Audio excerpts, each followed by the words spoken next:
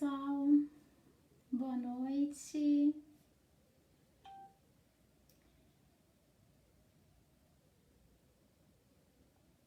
Sejam todos bem-vindos à live de hoje. Vocês estão conseguindo me ver e me ouvir? Gente, hoje vamos falar sobre educação emocional.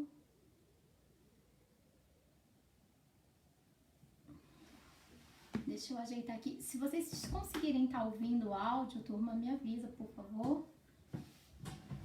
Hoje vamos falar sobre educação emocional, então eu trouxe algumas opções de leitura, né, para os pais, para os educadores, para os profissionais da área, e vou trazer informações sobre educação emocional, mas vou explicar um pouquinho como que o cérebro funciona nesses casos, tá? Como que o cérebro do adolescente e o nosso também reage quando a gente é estimulado emocionalmente, vamos dizer assim, tá?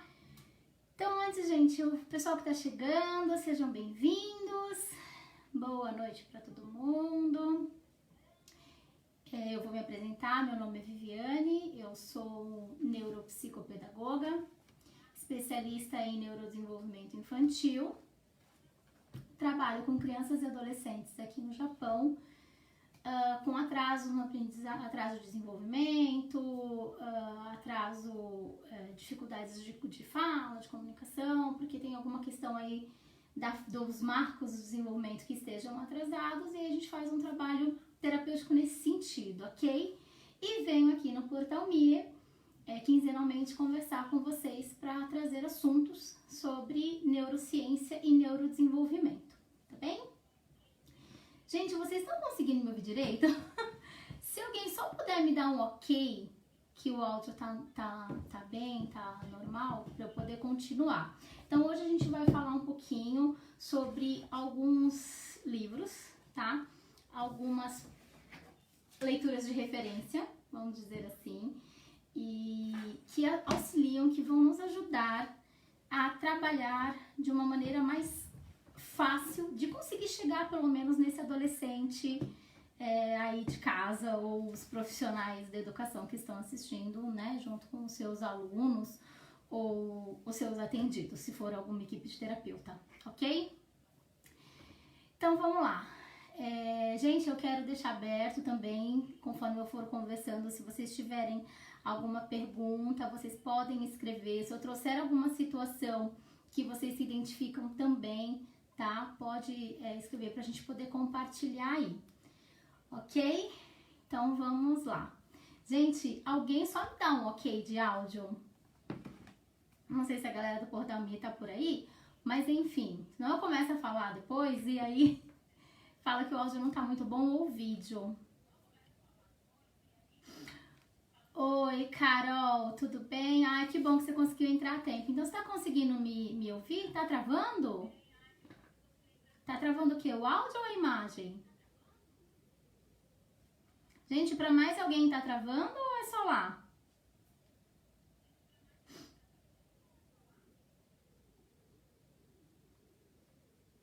Ah, a imagem tá ruim?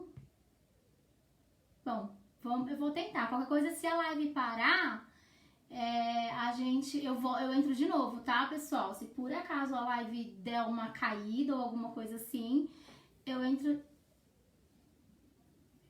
Ah, é pouco? Ah, tá bom. Ixi, gente, tá subindo. Tá. Então vamos lá. Se acontecer alguma coisa, eu retomo. Bom, gente, vamos lá. Como eu falo sobre educação emocional para o meu adolescente? Se já é difícil com criança, né, a gente abordar esse tema com os pequenos, com os maiorzinhos a gente acredita que seja um pouco pior. É um pouco mais difícil porque eles já têm algumas restrições, né? O adolescente, ele já tem aquela, entre aspas, cabeça formada, e a gente tem um pouquinho mais de dificuldade de conseguir chegar neles, mas é possível, tá? É possível a gente chegar nesse adolescente de uma maneira efetiva.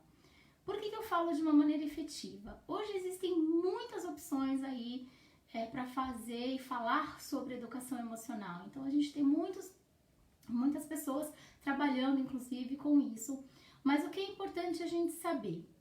Primeiro, como que esse cérebro se forma, né? Qual é o estágio de formação do cérebro adolescente? Adianta eu ficar dentro de um processo onde eu estimulo esse cérebro, por exemplo, com dinâmicas, com reuniões, com atividades em grupo, sendo que ele, como indivíduo, talvez ainda não esteja preparado para aquilo.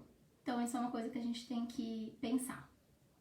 Segundo ponto, é importante sim a socialização, tá? Os adolescentes, eles encontram os amigos, que é o que a gente chama de como agente de socialização. Então, quando eu tenho um grupo de amigos, seja na escola, seja da rua, seja do prédio, não importa.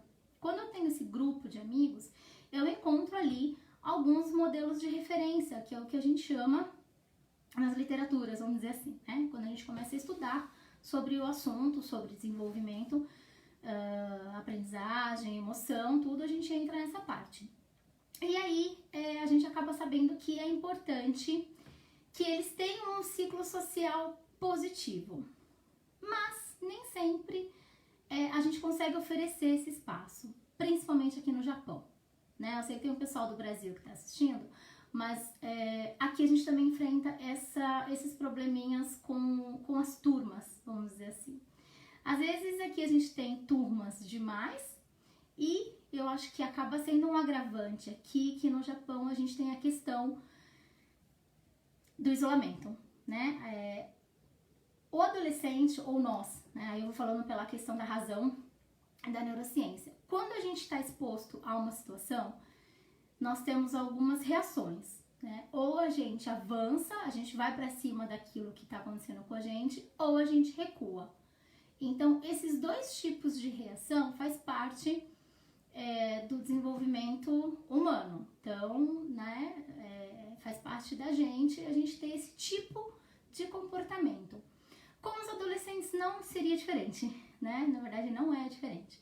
Então, ou eles vão para um grupo, ou eles se travam, vamos dizer assim. E aí eles acabam recuando.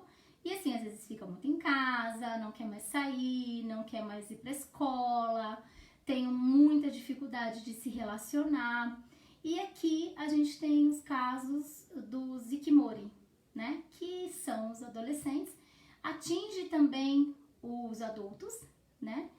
Que é quando eles não vão mais pra escola, não saem mais do quarto, não tem interesse na vida lá fora, vamos dizer assim.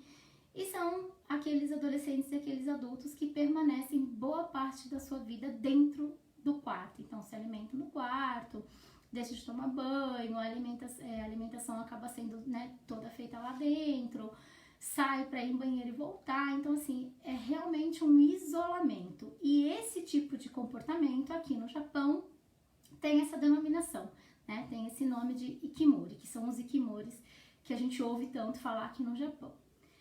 Mas assim, antes do adolescente entrar nesse estágio, eles vão dando pistas, né?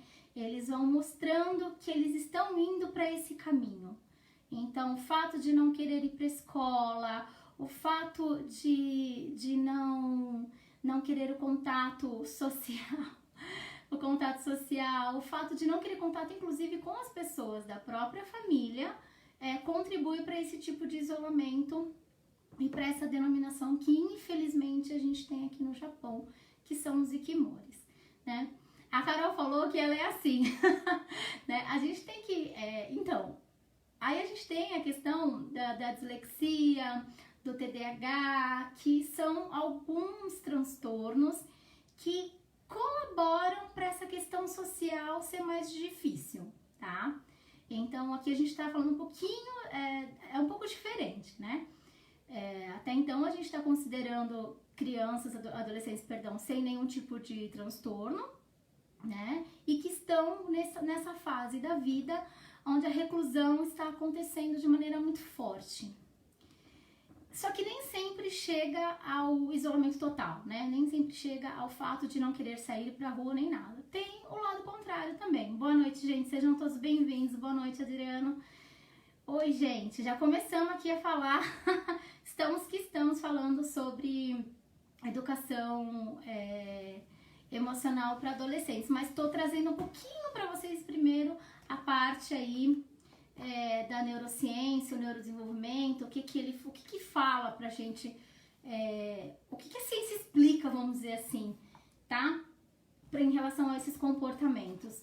E aí, voltando lá, boa noite, Portalmi, tudo bem? Já iniciamos aqui a nossa fala. Hoje estamos cheios de informações aqui, cheios de referências. Acho que vai ser bem bacana para todo mundo que estiver aí ouvindo a live ou assistindo dela. Enfim, a gente tem esses transtornos, por exemplo, a dislexia, o TDAH, que contribuem para esse isolamento, para esse não querer social, né? Assim como o autismo, enfim, existem outros distúrbios e transtornos que a questão do não participar, vamos dizer assim, da sociedade, ele bate mais forte ali, tá? Mas nesse caso, vamos pensar assim, numa questão mais regular. Então, eu tô com um adolescente dentro de casa que tá me dando, que é o que os pais falam, tá me dando alguns problemas, né? Então, tá apresentando um comportamento disruptivo, tá apresentando um isolamento social, o comportamento da casa é diferente do que ele traz em casa, enfim. A gente tá falando mais ou menos nesse sentido. A Carol tá falando que acha que agora com a tecnologia tem reforçado mais isso. Me corrija se estiver errado. Não, está certa, né? Eles estão... É que assim, a tecnologia também é um problema, Carol, porque eles estão isolados, mas eles estão conectados. Então, assim, e isso é um perigo enorme para os pais, tá? Não é porque o meu filho está dentro do quarto ou dentro da sala, diante da televisão, né, ou mexendo no computador com fone de ouvido, que ele não está correndo perigo. Ledo engano, tá, gente? Ele não está sozinho, né? Ou ele tá num jogo que tem mais participantes, ou ele tá num que a gente chamava de chat, né? Numa conversa, num grupo de conversa com alguém.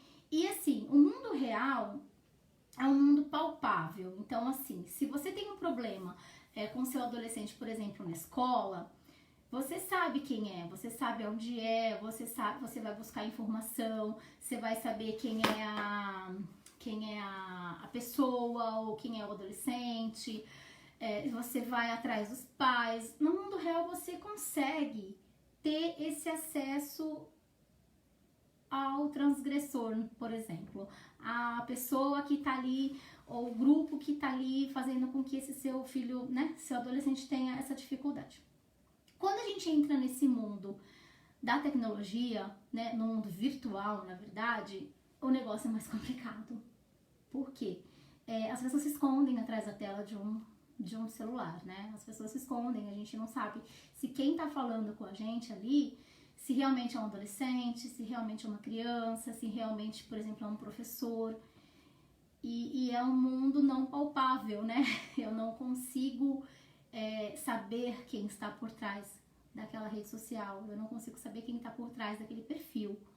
Então, ele é muito mais complicado, tá? Então, não acreditem que pelo fato de meu filho estar em casa jogando ou numa conversa de computador, ele está sozinho, ok?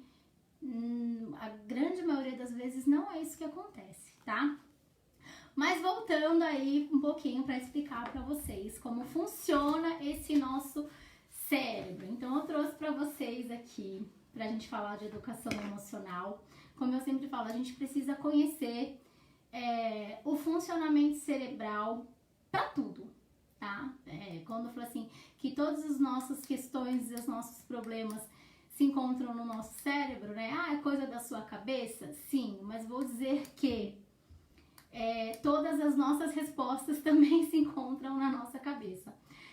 Boa noite, gente, tudo bem? Sejam bem-vindos. Oi, Diego Zé Bombeiro, tudo bem? Boa noite, meu amigo. Estamos aqui falando hoje sobre adolescentes, sobre educação emocional. Vamos falar de música também, Diego, vamos falar de música. A música também ajuda muito a estimular essa parte aqui do nosso cérebro que é responsável pelas nossas emoções. Então, produção de dopamina, de serotonina, da adrenalina, dosina toda da vida que existe dentro do nosso cérebro, que faz a gente ficar feliz, que faz a gente ficar triste, que faz a gente entrar na frustração, na depressão. Toda essa parte aí que a psicologia sabiamente estuda, a neurociência vem nos mostrar, né?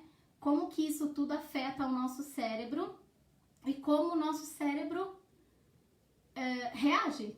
E como ele afeta a nossa vida também.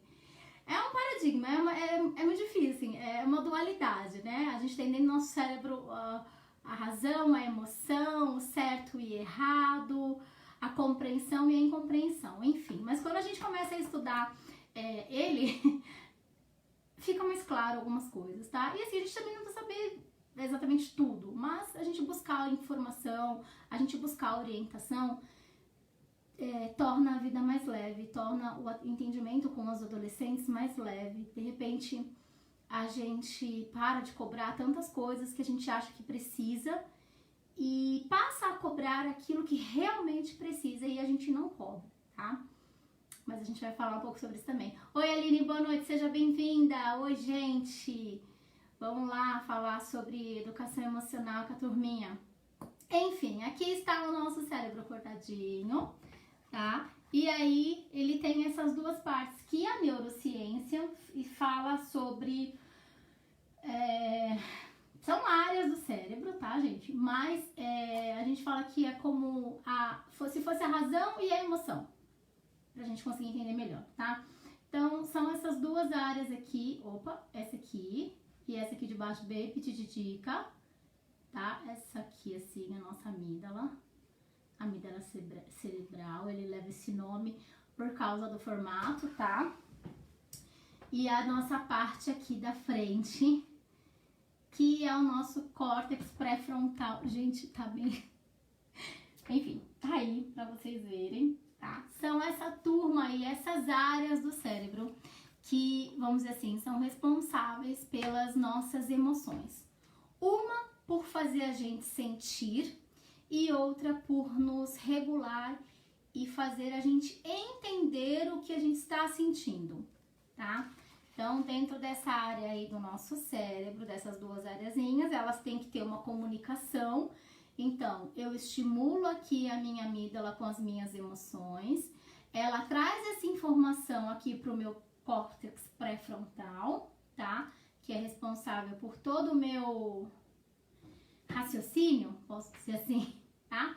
Dentro desse meio, a gente tem o freio inibitório, tem algumas outras questões também que nos ajudam a nos regular, tá? Mas hoje a gente vai falar só sobre essas duas áreas, tá? Pra gente entender o que é a educação emocional e por que ela precisa ser feita de uma maneira certa, tá?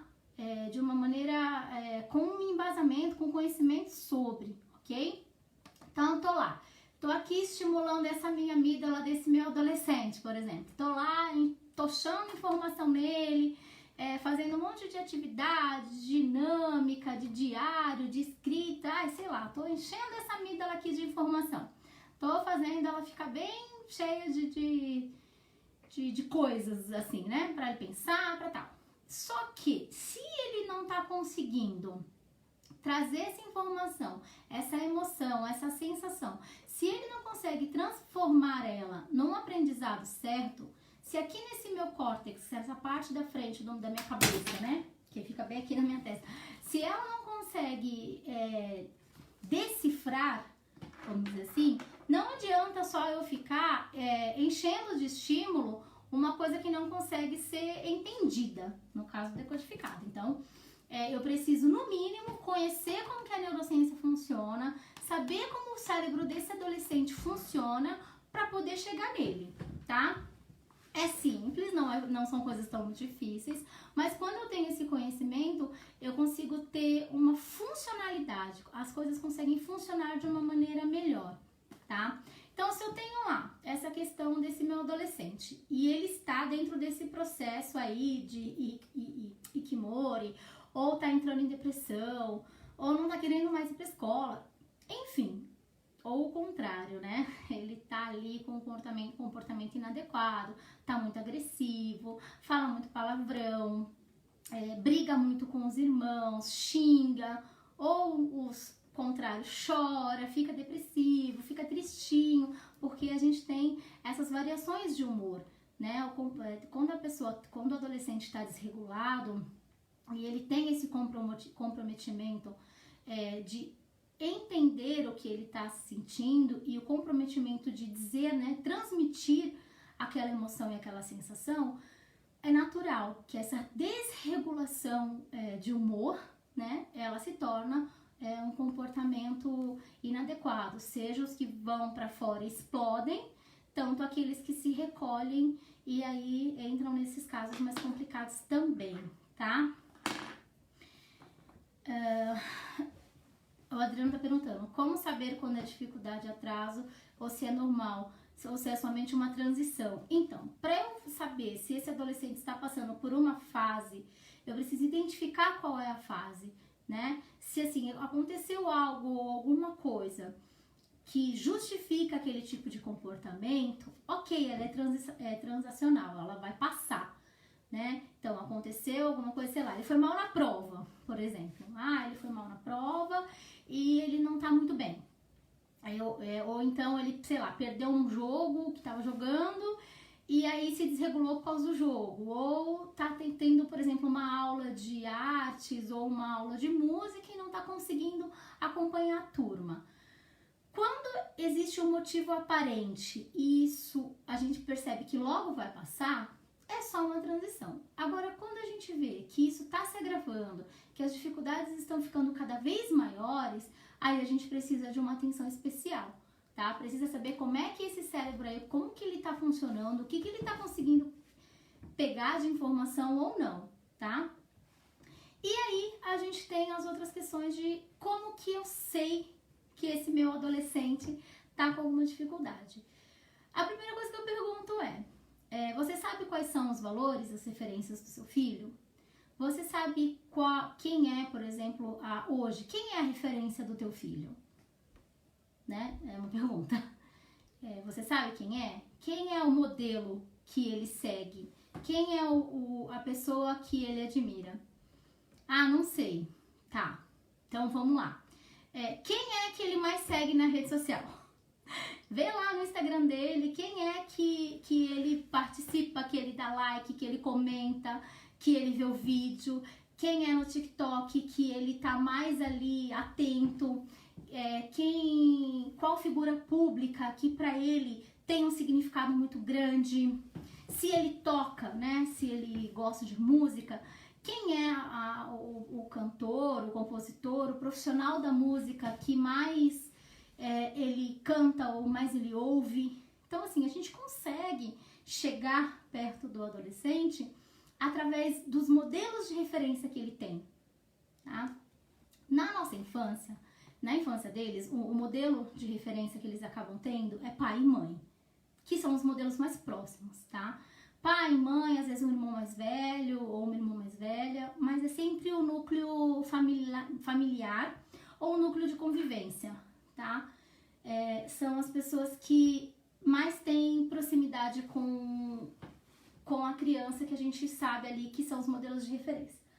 Quando eles crescem, fica um pouquinho mais difícil, né? Quando eles crescem, a gente acaba meio que, ele já sabe andar sozinho, e aí vamos deixar ele andar sozinho porque ele já virou um adolescente e a gente entende que teoricamente ele teria que ser dono, né, das suas escolhas, enfim, dentro da sua idade. Mas assim, a neurociência também vem nos trazendo, falando sobre a maturação cerebral, né? E o nosso cérebro, ele só está maduro de verdade lá por volta dos 23 anos. Sim, né? Acaba sendo muito tarde de uma certa forma. Mas, né, neurologicamente falando, vamos dizer assim, a nossa maturação cerebral, o nosso cérebro, vamos dizer que ele está pronto entre os nossos 23, 25, né, anos de idade. Então, assim, se nem neurologicamente falando, o nosso cérebro está preparado para isso, né? Tá pronto. O que me leva a pensar que um adolescente de 12, 13, 14, 15, 16 anos tem maturidade suficiente para definir e decidir coisas, né? Então, fica aí um alerta para os pais e para o profissional que trabalha com os adolescentes. Até que ponto eu tô dando um poder de decisão para um cérebro, que não deixa de ser um cérebro, que fisicamente não tá preparado, né? Então, assim, vamos pensar, tá? Porque é difícil a gente querer cobrar uma postura, um comportamento que a gente ainda não tá pronto, né? E para essa tomada de decisão, que é o que a gente chama, para nossa área de planejamento, execução de ideias, organização de pensamento, toda essa parte que o nosso cérebro, essa área do cérebro é responsável, ela tá em formação ainda, né? E aí, como é que eu jogo, de repente, uma bomba na mão de um adolescente para que ele decida o que ele vai fazer ou não? Ele vai decidir, só que ele vai decidir dentro daquilo que ele teve de vivência. E se as vivências dele não foram boas ou foram insuficientes, a escolha dele certamente não vai ser boa e certamente vai ser insuficiente, tá? Então, assim, a gente tem que tomar muito cuidado com essa questão de que, ele tá com 15, 16, ele já sabe o que faz, vamos deixar, né? Em relação à formação do cérebro, vocês já sabem que não, tá? Não estão. Então, a gente precisa parar para pensar um pouquinho até que ponto eu posso deixar para lá e o meu adolescente que se vire e faça o que achar melhor, porque isso vai ter consequências, né, gente? Sempre tem consequências. Ou eles fazem escolhas erradas, as meninas acabam tendo problemas, por exemplo, de gravidez precoce, os meninos acabam fazendo algo que não deveria, então se envolvendo com coisas ilícitas, né? Então, assim, acaba de uma certa forma voltando para os pais a responsabilidade, né? Então a gente tem que tomar cuidado também em relação a isso. Deixa eu ver se tem alguma pergunta. No caso de maturação, como perceber as dificuldades na criança, sendo que ela não tem maturidade ainda? Então, a criança não tem e o adolescente não tem, e como eu falei, até os 23, 25 anos, neurologicamente falando, a gente também não tem, tá? Então, por isso que é fundamental a participação dos pais no desenvolvimento das crianças, tá? A gente vê muito isso quando a gente vê um casal muito novo cuidando de uma criança, né? Que nasceu um neném, enfim, aí lá é todo mundo muito novinho. E aí parece que é uma criança cuidando da outra criança. As pessoas falam muito isso, né? É um adolescente cuidando de um bebê, porque nem o pai cresceu, né? E aí tá tendo, óbvio, esses montes de problema porque ele é imaturo. Sim, ele é imaturo, né? A neurociência está aí para nos dizer que sim, que eles são imaturos. Mas a gente consegue sim, nesse caso, a gente já consegue trabalhar a educação emocional. Se a gente vê, por exemplo, que um adolescente está com 12, 13, 14 anos e ele deveria ter um comportamento X, que é o esperado para a idade, tá? E ele ainda não tem, então eu preciso ajudá-lo emocionalmente. Eu preciso estruturar ele com informações, com atividades que ajudem ele a ser estimulado para que essa emoção não fique bagunçada, vamos dizer assim, tá? Dentro dessa cabeça. E aí sim, existem alguns espaços aqui no Japão que fazem esse tipo de trabalho, né? Quando a gente fala de educação socioemocional, por exemplo, a educação socioemocional, ela ajuda bastante aos adolescentes se entenderem, tá? Só que assim, se eu não sei a referência que esse meu adolescente tem, quem é o modelo que ele segue, ou o modelo que ele acha que de repente seria o ideal, vamos dizer assim, né, de modelo a ser seguido, porque eles seguem, viu, gente? Eles seguem, às vezes, até o que a gente não queria que seguisse, eles seguem. Mas, Cláudio Suzuki, olá, tudo bem? Seja bem-vindo, querido. Sim, E aí, quando a gente tem um modelo de referência que é algo bom, que é algo positivo, aí nos ajuda, né? Porque a gente fala assim, meio que tá encaminhado.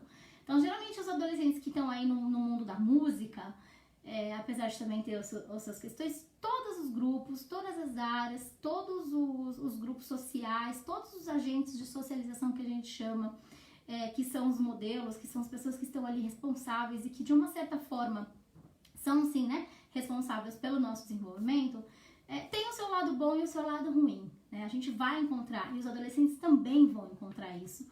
O que os pais podem fazer? Proporcionar um ambiente mais sólido de segurança possível, tá? Então pesquisem, vejam onde você vai colocar esse seu adolescente, veja o que você vai deixar ele acessar, veja quem você vai deixar ele seguir. Teve um caso um tempo atrás de uma mãe, de uma TikToker, se eu não me engano, que ela deletou as redes sociais da menina. Eu não sei se alguém ficou sabendo disso. Gente, vocês estão quietinhos. E aí ela foi lá, a adolescente tinha não sei quantos seguidores, ela foi lá e deletou mesmo, né? E um outro caso de um outro rapaz também, adolescente também, acho que ele estava com 17 anos, que foi vítima do cyberbullying, que nós vamos conversar sobre o cyberbullying também nas próximas lives. E aí, infelizmente, o garoto se suicidou por causa de comentários da internet, enfim, é tudo muito complicado, gente. A gente precisa, assim, tá muito atento, porque, como eu falei, não é, né, a Carol tinha perguntado, não é porque tá dentro de casa que tá seguro. A gente não sabe quem tá na tela, do lado de trás desse, conversando, ou dando orientação, informação para esse nosso adolescente. Então, é perigoso, a gente precisa ficar atento. Mas, quando eu trabalho a educação emocional desses meus adolescentes, eu fortaleço, né? Eu preparo, eu faço com que eles se sintam bem emocionalmente para poder passar por situações, entender essa situação que ele está passando, seja um caso de cyberbullying, seja um caso de bullying presencial, seja um caso de hikikomori, que ele esteja ali começando a entrar e a gente acha que é só, ele tá só quietinho. Não, cuidado, atenção, tá? Todo comportamento que muda demais, que de repente ele nunca fez e ele passa a fazer, a gente precisa ficar atento, tá? Eles, como eu falei, eles dão sinais, né? Os adolescentes, eles dão sinais de que algo não está bem. E a gente precisa estar atento a esses sinais. Dá pra gente saber quais são? Dá. Por exemplo, não sabe lidar com a frustração. Adolescente que não sabe lidar com a frustração ou tem grande dificuldade de autoexpressão. Ele não consegue se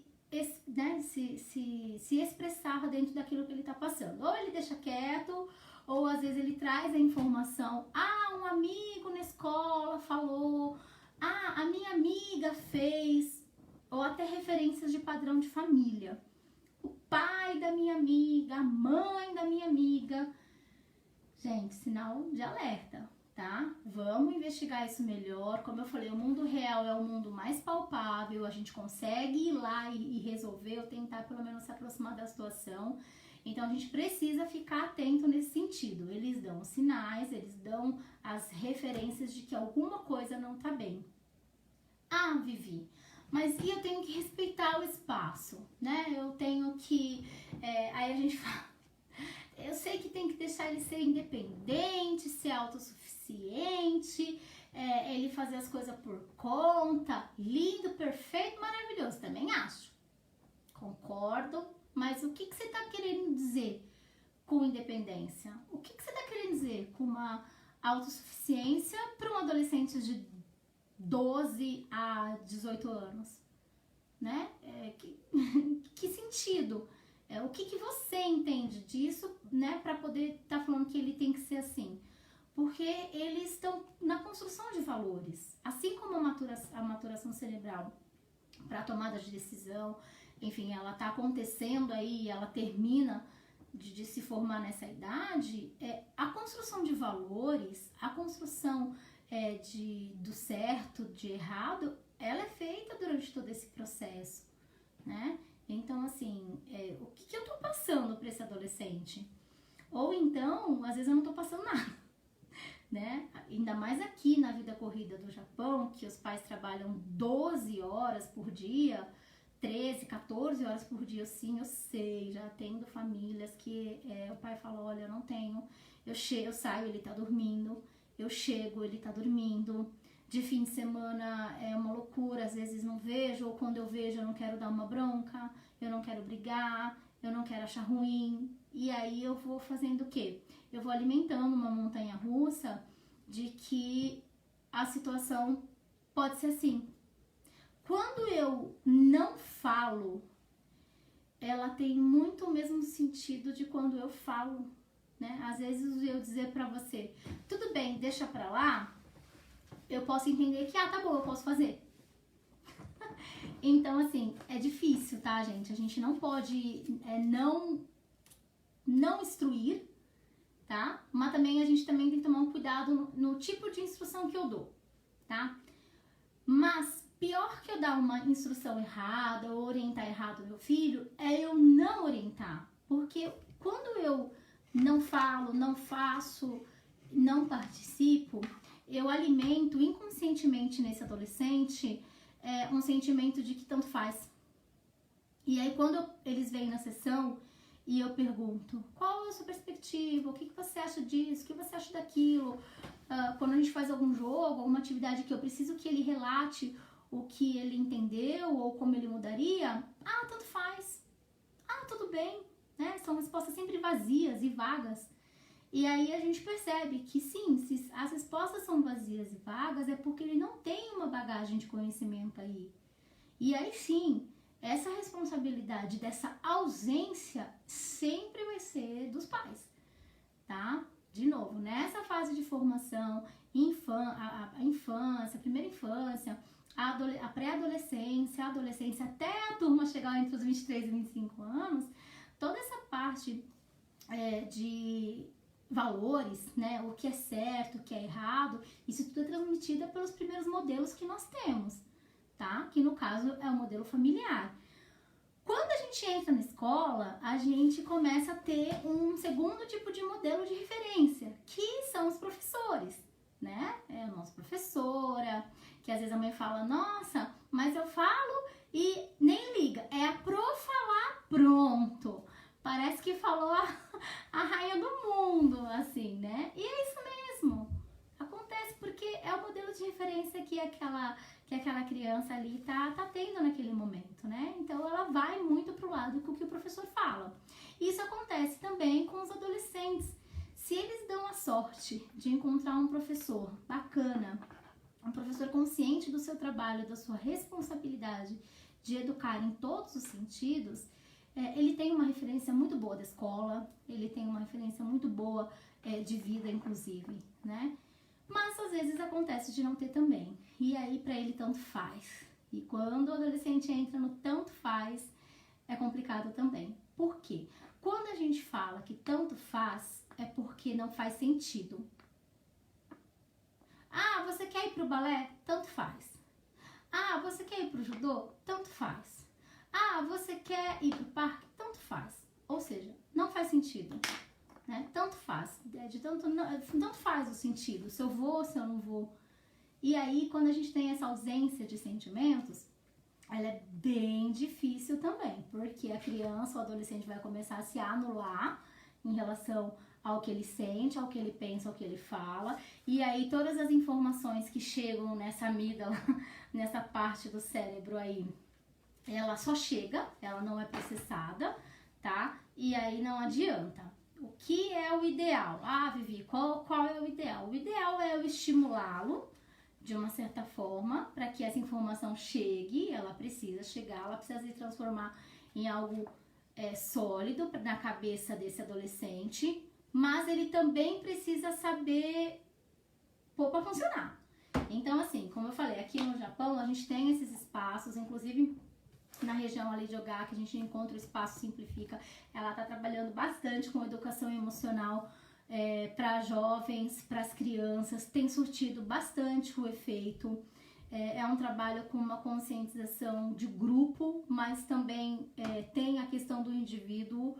Eles estão conseguindo conciliar tanto a parte individual do desenvolvimento de cada um deles com o grupo.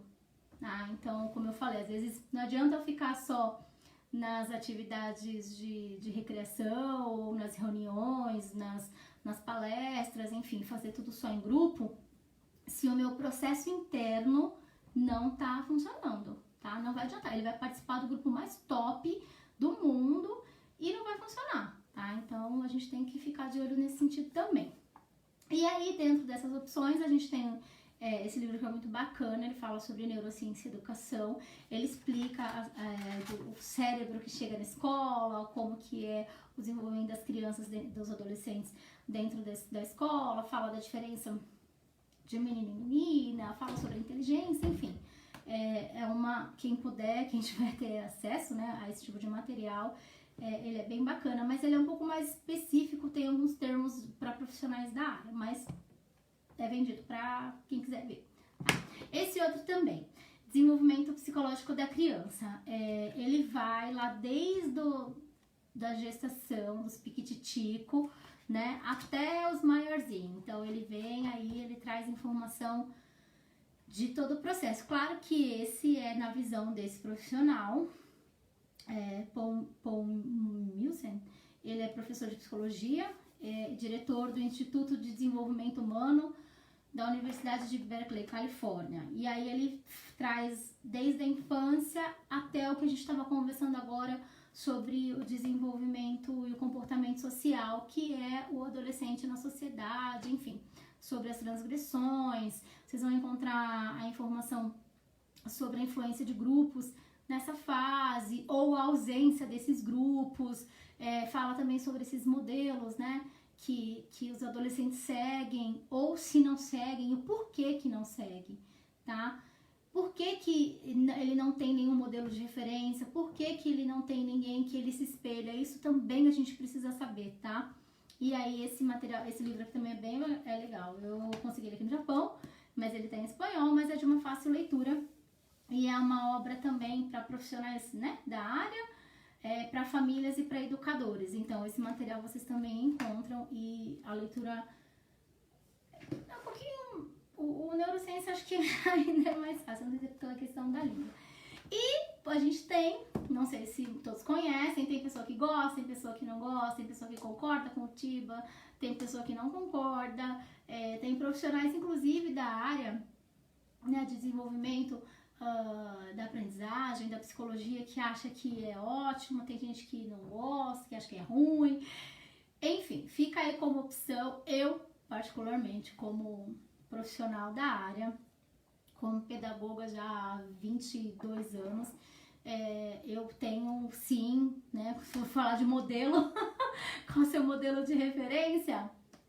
Para mim, no caso, isso é mentira, inclusive enquanto educador, né, profissional da área da educação, eu acho que as informações, os estudos dele, as orientações, ele é um profissional, né, infelizmente ele faleceu, mas ele tinha mais de 40 anos, né, de experiência na área, então assim, o ICMTIVA para mim é um modelo, né, que eu sigo assim como referência para a área. Eu, enquanto educadora, aconselho, então quem quiser ler, gente, é muito bom, é uma referência muito bacana.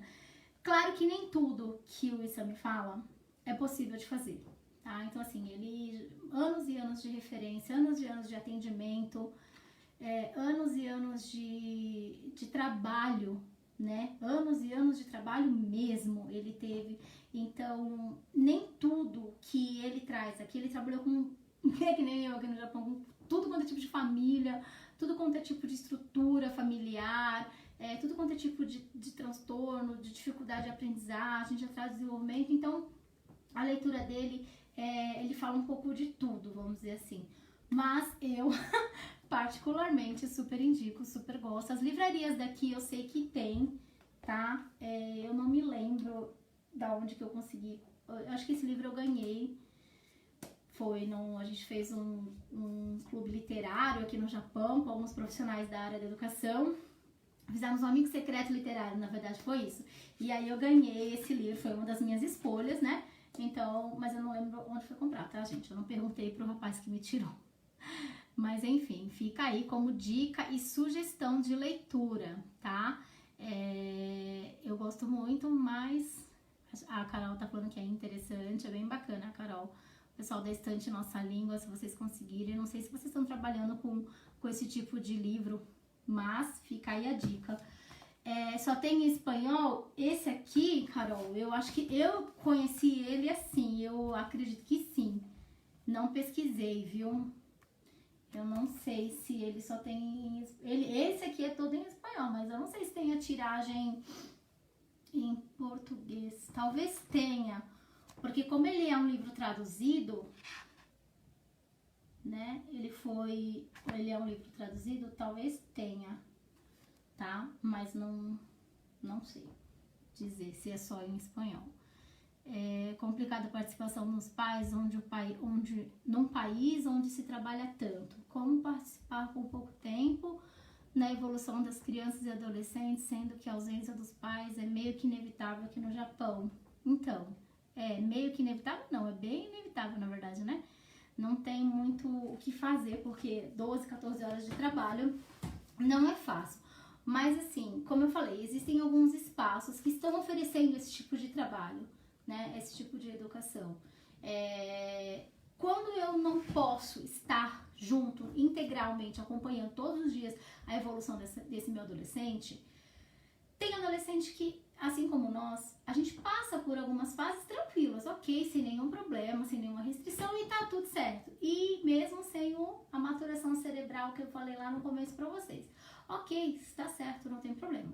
Quando esse meu adolescente começa a apresentar indícios de dificuldade de comportamento social, de isolamento, ou de autoagressividade, ou de agressividade externa, aí sim eu preciso começar a buscar ajuda, tá? Ou eu levo ele para esses espaços que estejam capacitados e que entendam efetivamente de educação socioemocional, né, que avalie esse meu adolescente num todo, tá? Não é só jogar ele num grupo, ele fica lá, foi tudo lindo, maravilhoso, e ele sai de lá, não dá 6 meses, ele volta a ser o que ele era, tá?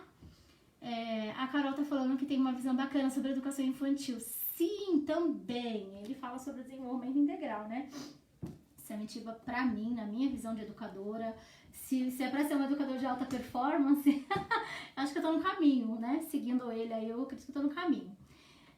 Carol tá falando, a Cris tá falando que é maravilhoso esse livro. Nossa, é demais. Eu fiquei enlouquecida quando ganhei. Gostei mesmo. Bom, então, gente, então aqui fica aí de referência pra vocês, tá? Nós vamos continuar com essa série aí falando sobre educação emocional, sobre inteligência emocional. Hoje a gente falou sobre os adolescentes, tá? Então fica a dica, busque saber quem é o modelo, quem é a referência desse seu adolescente, né? Como que eu vou saber disso? Quem é que ele mais segue? Qual é a figura que ele imita? Quem é o cantor, o compositor que ele mais gosta, né? Às vezes a gente não precisa perguntar, porque na hora que eu pergunto para um adolescente qualquer coisa, ele foge. E isso é padrão, viu, gente? Não é só com pai e mãe, não. Com nós, terapeutas, é a mesma coisa. Eles fazem a mesma coisa, eles têm o mesmo tipo de comportamento. A gente perguntar qualquer coisa, pronto. A resposta que eles nos dão nunca é aquilo que a gente está perguntando de verdade. Ou eles fogem da resposta, ou respondem outra coisa. Mas quando a gente faz isso de uma maneira indireta, né, as investigações indiretas, as perguntas indiretas, eles conseguem soltar as informações. Vocês com eles em casa fica mais fácil, né? Porque às vezes você tá lá, ele tá no Keitai, você dá uma olhadinha, vê quem que ele tá assistindo.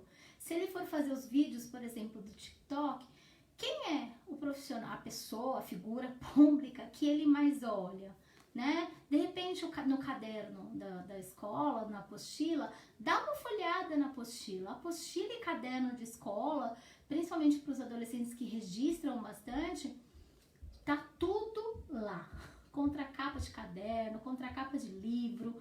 Vocês vão encontrar ali um mundo de informação, tá? Então, não necessariamente a gente tem que chegar e perguntar, porque se eu tô com alguma questão emocional, se eu estou com alguma coisa, eu não vou querer chegar e falar sobre aquilo. Então, assim, eu vou esconder. E aí você vai me perguntar, eu vou esconder, ou eu vou dizer que eu não quero. E outra coisa, quando um assunto me incomoda, né? Quando é um assunto que me incomoda, eu também acabo querendo cortar o assunto. Então, assim, a partir do momento que eu estou participando de algo, de alguma coisa, e que aquilo tá mexendo comigo, a primeira coisa que eu quero fazer é desistir. Não quero falar sobre, não quero participar, quero sair, porque é algo que eu não gosto, que não dá certo, que é ruim. E aí eu começo a colocar alguns empecilhos, porque internamente aquela informação tá mexendo com aquele adolescente.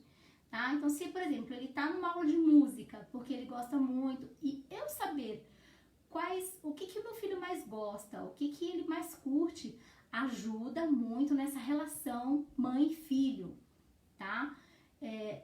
Quando o meu comportamento social, o comportamento em casa, ele difere do comportamento social, eu preciso prestar atenção no que está acontecendo. Se assim, né, tem mãe que fala pra mim, nossa, Vivi, parece outro adolescente. Na rua, né, na sociedade, vamos dizer assim, é um adolescente e dentro de casa é outro, né? Então, assim, dentro de casa o comportamento é assim, ou às vezes chega a ser inexistente. Cheguei tarde, mas cheguei. Oi, Sayuri, estamos aqui já falando um monte sobre desenvolvimento, sobre educação emocional para os adolescentes. Como conseguir chegar na turma dos adolescentes sem perdê-los.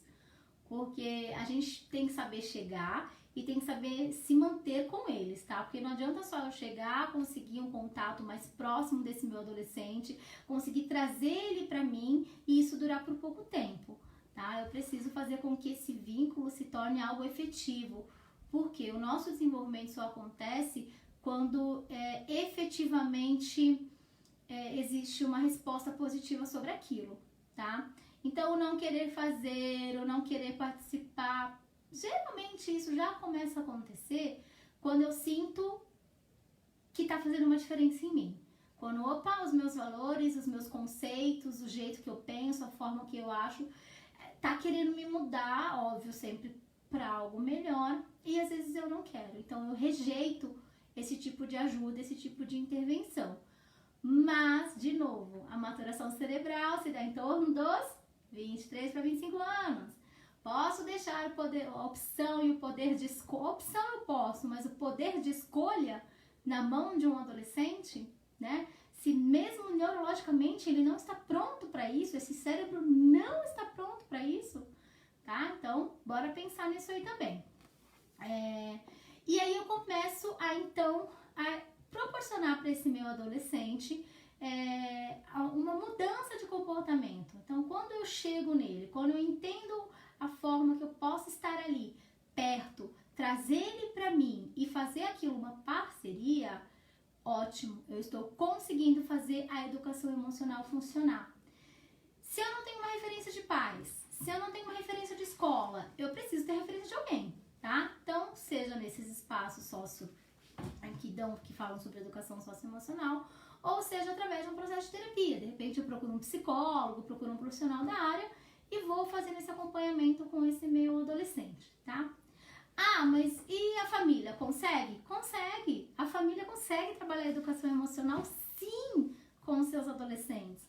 Eu não preciso terceirizar, eu não preciso passar para o outro essa responsabilidade, vamos dizer assim, né? Ou então, às vezes, por questões financeiras, eu não consigo pagar um desses cursos, desses espaços que estão tendo, ou um profissional, e aí eu quero eu mesmo tentar fazer. É possível, tá? Sim, dá pra fazer. Existem técnicas da educação emocional que nos ajudam. Eu já dei algumas técnicas aqui, que são esses caminhos, essas dicas para vocês chegarem até o adolescente de vocês, vamos dizer assim. Então, são algumas técnicas que são usadas, inclusive, por profissionais também, profissionais treinados, habilitados para isso, mas que certamente a família também consegue chegar, tá? Bom, gente, espero que vocês tenham gostado. Esse assunto tem muita coisa para falar ainda. Tem falar sobre modelos de lar, modelos de família, concepção, estrutura familiar, o que os adolescentes entendem por conjunto social, qual é a figura dele, né? Como que ele se vê nessa participação da construção dessa figura social.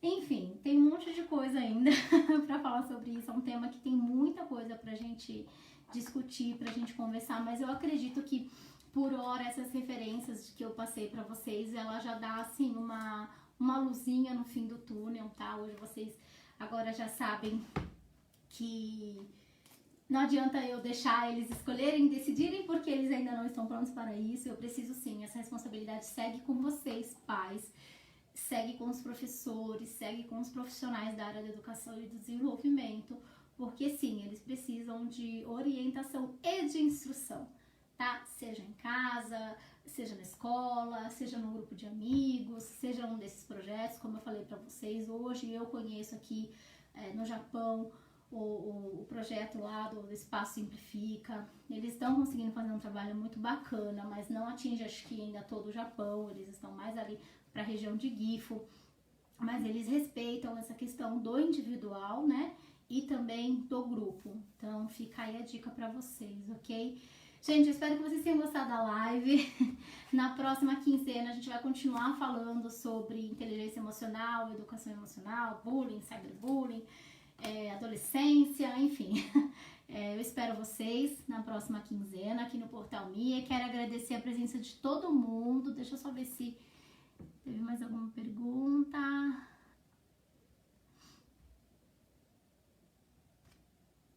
Não. Então tá. Gente, até a próxima quinzena. Eu aguardo vocês lá. A gente continuar esse assunto e trazer aí as informações da neurociência e o neurodesenvolvimento para vocês, ok? Se precisarem de alguma informação, alguma orientação, só entrar em contato comigo. O Portal Mia já deixou aí no link os meus dados, né, as minhas informações, vocês encontram na NeuroKids, na minha página, no Instagram também. É só mandar uma mensagem, um inbox, que eu respondo vocês sim com todo carinho e atenção, ok? Gente, boa noite, bom descanso para todo mundo. Aline, beijo grande, Aline Sonaga. Obrigada pelo que eu adorei. Eu que agradeço pela participação, por vocês acompanharem a live. Vou pedir para vocês compartilharem, porque às vezes tem uma mãe ou tem um adolescente que tá numa situação ruim e que de repente essa live toca, vamos dizer assim, o ouvido dessa família, né? E aí ajuda essa família a ter esse olhar diferente para esse adolescente. Então, de repente, o seu compartilhar de uma live pode ajudar aí uma outra família que esteja precisando. Nem sempre acontece com a nossa, né? Mas às vezes a gente tem um amigo muito próximo que tá passando por esses problemas como adolescente e não sabe o que fazer. E de repente a live pode auxiliá-los, ok? Então, gente, beijo grande, boa noite, bom dia pro pessoal que tá no Brasil. E eu espero vocês na próxima live, ok? Até mais!